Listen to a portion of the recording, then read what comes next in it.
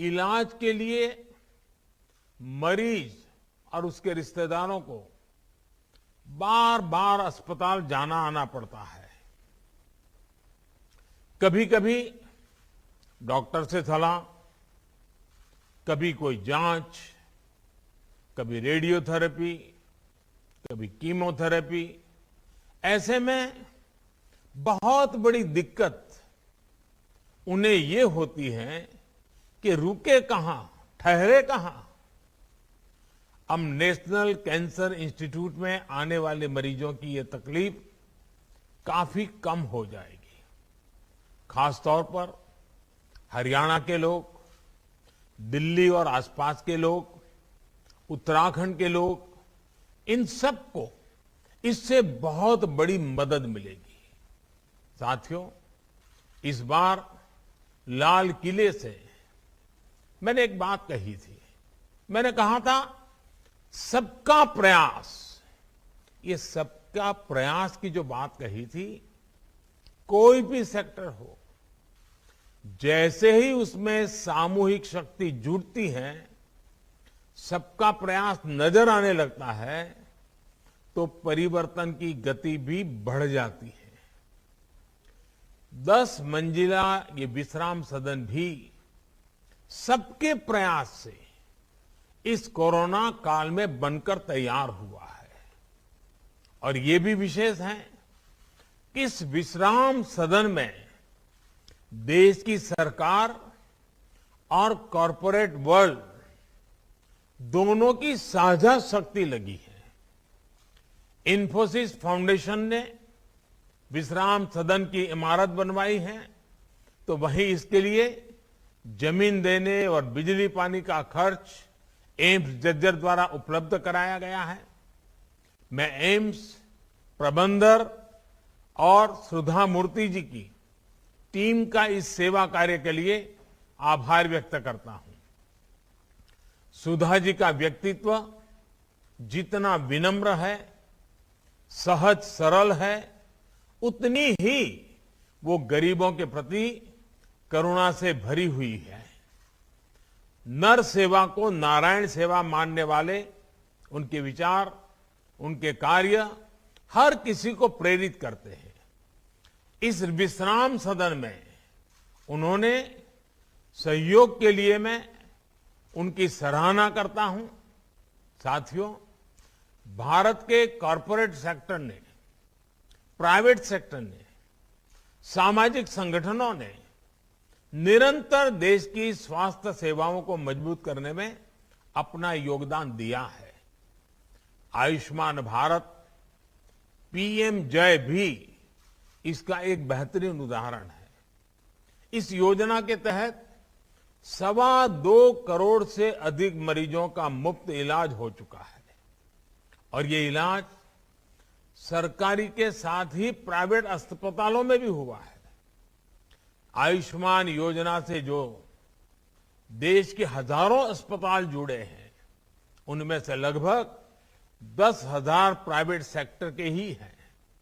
साथियों, पब्लिक और private sector के बीच यही साझेदारी मेडिकल इंफ्रास्ट्रक्चर और मेडिकल एजुकेशन के अभूतपूर्व विस्तार में भी काम आ रही है। आज जब हम देश के हर जिले में कम से कम एक मेडिकल कॉलेज बनाने पर बल दे रहे हैं, तो इसमें प्राइवेट सेक्टर का रोल भी बहुत अहम है। इसी भागीदारी को बल देने के लिए मेडिकल एजुकेशन से जुड़ी गवर्नेंस में बहुत बड़े रिफॉर्म्स किए गए हैं। नेशनल मेडिकल कमीशन का गठन होने के बाद भारत में प्राइवेट मेडिकल कॉलेज खोलना और आसान हुआ है। साथियों, हमारे यहां कहा गया है, दान दिए धन ना घटे, नदी ना घटे नीर। यानी दान करने से धन घटता नहीं है, बढ़ता है। इसलिए जितनी सेवा करेंगे, दान करेंगे, उतनी ही संपत्ति बढ़ेगी। यानी एक तरह से हम जो दान देते हैं, सेवा करते हैं, वो हमारी ही प्रगति को व्यापक बनाती है। मुझे विश्वास है आज हरियाणा के झज्जर में विश्राम सदन का निर्माण एक विश्वास सदन के रूप में भी उभर रहा है। ये विश्राम सदन विश्वास सदन का भी काम करता है। देश के अन्य लोगों को भी ऐसे ही और भी विश्राम सदन बनाने की प्रेरणा देगा। केंद्र सरकार अपनी तरफ से भी प्रयास कर रही है कि देश में जितने भी एम्स हो, जितने नए एम्स बन रहे हो, वहां पर नाइट शेल्टर्स जरूर बने। साथियों, अपनी बीमारी से परेशान मरीज और मरीज के रिश्तेदारों को थोड़ी सी भी सहूलियत मिल जाती है तो बीमारी से लड़ने का उनका हौसला भी बढ़ जाता है। ये सहूलियत देना भी एक तरह से सेवा ही है। जब मरीज को आयुष्मान भारत योजना के तहत मुफ्त में इलाज मिलता है तो वो उसकी सेवा होती है। ये सेवा भाव ही है जिसकी वजह से हमारी सरकार ने कैंसर की लगभग 400 दवाओं की कीमतों को कम करने के लिए कदम उठाए। ये सेवा भाव ही है जिसकी वजह से गरीबों को जन औषधि केंद्रों से बहुत सस्ती, बहुत मामूली कीमत में दवाएं दी जा रही है। और मध्यम वर्ग के परिवार जिनके घर में कभी साल भर दवाइयां लेनी पड़ती हैं, ऐसे परिवारों को तो साल में 10, 12, 15 हजार रुपयों की बचत हो रही है। अस्पतालों में हर प्रकार की जरूरी सुविधाएं मिले, अपार्टमेंट सरल और सुविधाजनक हो, अपॉइंटमेंट में कोई कठिनाई ना हो, इस पर भी बहुत ध्यान दिया जा रहा है। मुझे संतोष है कि आज भारत में इन्फोसिस फाउंडेशन जैसे अनेक संस्थान सेवा परमो धर्मः के इसी सेवा भाव से गरीबों की मदद कर रहे हैं, उनका जीवन आसान बना रहे हैं। और जैसा अभी सुधा जी ने बड़े विस्तार से पत्रम पुष्पम की बात कही, और मैं समझता हूं सभी देशवासियों का ये कर्तव्य बनता है कि जीवन में जब भी जहां कोई न कोई पुष्प सेवा के भाव से समर्पित करने का अवसर मिले, हमने कभी भी इस अवसर को जाने नहीं देना चाहिए। साथियों, आजादी के इस अमृत काल में एक सशक्त हेल्थ केयर सिस्टम विकसित करने की दिशा में भारत तेजी से आगे बढ़ रहा है। गांव गांव तक फैले हेल्थ एंड वेलनेस सेंटर, ई संजीवनी द्वारा टेलीमेडिसिन की सुविधा, हेल्थ सेक्टर में ह्यूमन रिसोर्स डेवलपमेंट, नए मेडिकल संस्थानों का निर्माण, देश के कोने कोने में इससे जुड़ा काम चल रहा है। ये संकल्प निश्चित रूप से बहुत बड़ा है, लेकिन अगर समाज और सरकार की पूरी ताकत लगेगी तो हम लक्ष्य को बहुत जल्द ही हासिल कर पाएंगे। आपको ध्यान होगा, कुछ समय पहले एक इनोवेटिव पहल हुई थी, सेल्फ फॉर सोसाइटी। इससे जुड़कर हजारों संस्थान और लाखों लोग समाज के हित में अपना योगदान दे रहे हैं। भविष्य में हमें अपने प्रयासों को और संगठित तरीके से आगे बढ़ाना है, ज्यादा से ज्यादा लोगों को जोड़ना है, जागरूकता बढ़ानी है।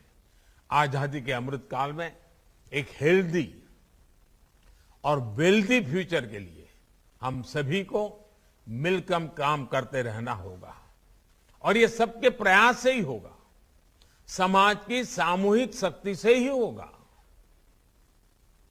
मैं एक बार फिर सुधा जी, इन्फोसिस फाउंडेशन का आभार व्यक्त करते हुए, मैं आज जब हरियाणा की धरती के लोगों से बात कर रहा हूं तो मैं जरूर कुछ और भी बात बताना चाहता हूं। मेरा सौभाग्य रहा है, मुझे हरियाणा से बहुत कुछ सीखने को मिला है। जीवन का एक लंबा कालखंड मुझे हरियाणा में काम करने का मौका मिला है। मैंने वहां बहुत सरकारों को निकट से देखा है। अनेक दशकों के बाद हरियाणा को मनोहर लाल जी खट्टर के नेतृत्व में शुद्ध रूप से ईमानदारी से काम करने वाली सरकार मिली है। एक ऐसी सरकार मिली है जो दिन रात हरियाणा के उज्जवल भविष्य के लिए सोचती है। मैं जानता हूं अभी मीडिया का ध्यान ऐसी रचनात्मक और सकारात्मक बातों तरफ कम गया है, लेकिन कभी न कभी जब हरियाणा का मूल्यांकन होगा तो पिछले 5 दशक में सबसे उत्तम काम करने वाली, इनोवेटिव काम करने वाली, दूर की सोच के काम करने वाली ये हरियाणा सरकार है। और मनोहर लाल जी को मैं सालों से जानता हूं, लेकिन मैं देख रहा हूं कि मुख्यमंत्री के रूप में उनकी प्रतिभा जिस प्रकार से निखर करके आई है, अनेक विविध कार्यक्रमों को जिस प्रकार से मनोयोग से वो करते रहते हैं, जिस प्रकार से वो इनोवेटिव कार्यक्रम करते हैं, कभी कभी तो भारत सरकार को भी लगता है कि हरियाणा का ये प्रयोग पूरे देश में लागू करना चाहिए, और ऐसे कुछ प्रयोग हमने किए भी हैं। और इसलिए आज जब मैं हरियाणा की धरती के पास खड़ा हूं, उनसे मैं बात कर रहा हूं, तो मैं जरूर कहूंगा कि मनोहर लाल जी के नेतृत्व में भारतीय जनता पार्टी की इस टीम ने जिस प्रकार से हरियाणा की सेवा की है और जो लंबी सोच के साथ जो नींव डाली है, वो हरियाणा के उज्जवल भविष्य की बहुत बड़ी ताकत बनने वाली है। मैं आज फिर मनोहर लाल जी को सार्वजनिक रूप से बहुत बहुत बधाई देता हूं, उनकी पूरी टीम को बहुत बहुत बधाई देता हूं, और आप सबका भी मैं हृदय से बहुत बहुत धन्यवाद करता हूं।